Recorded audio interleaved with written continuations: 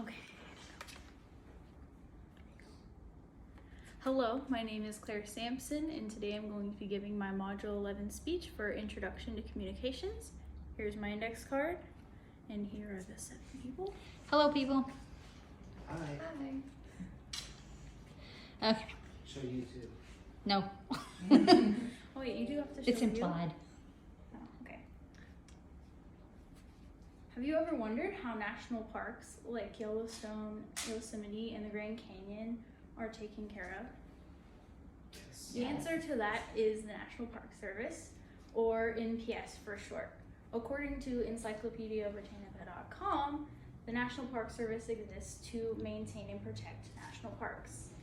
I am personally very interested in national parks. I've been to several since I was little, and I really enjoy learning about the history and culture of the different parks. Today, I'm going to be going into how the National Park Service helps protect and maintain these parks, and touching on their history, structure, and policies. What better place to begin than history?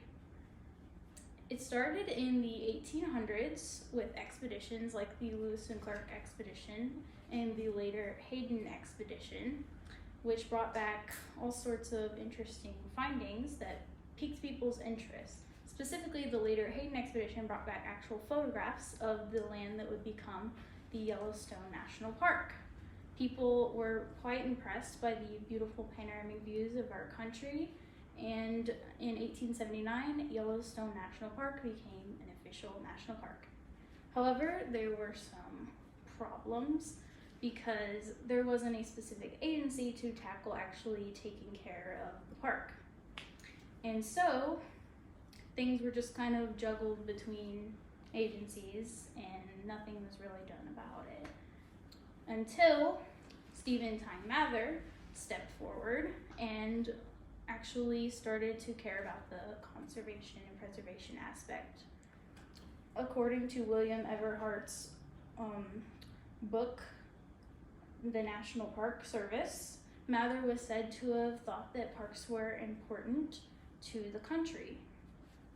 And so, in 1916, Stephen Tyne Mather became our first director of the National Park Service. And from there, he actually founded several important national parks like Grand Canyon and Zion and a few others. Since then, we have over 423 national parks nationwide, all with their own intriguing histories and scenery. There's a lot of country to see, so things are. According to the Library of Congress.com, the National Park Service has helped protect and maintain these parks for years. But how do they do this? That's a lot of parks. It really comes down to the structure.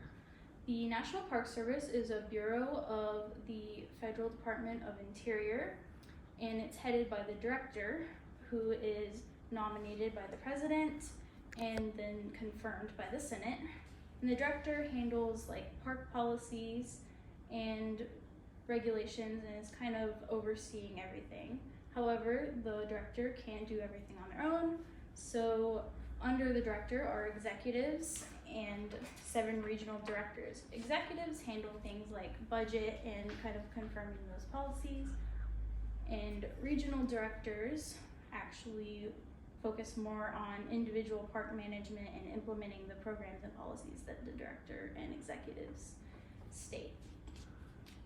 But who we really should be paying attention to are the 20,000 plus employees of the National Park Service who are nationwide, each in individual parks. This includes biologists, curators, wildlife experts, and of course rangers who serve to protect, educate, and teach people about the parks, as well as maintain park rules and policies.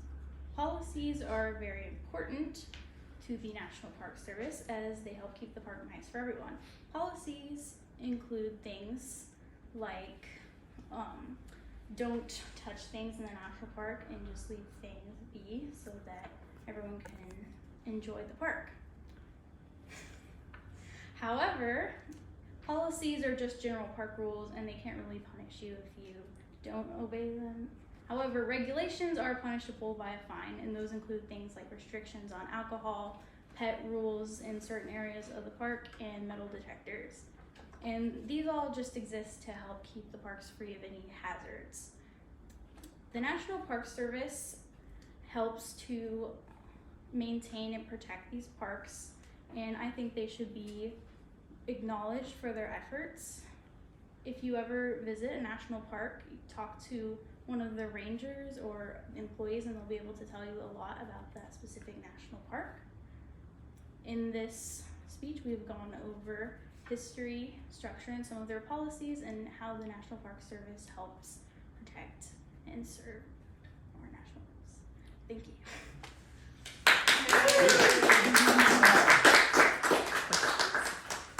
That was actually really cool. Thank you. Yeah, really. Nice job. Are there any questions?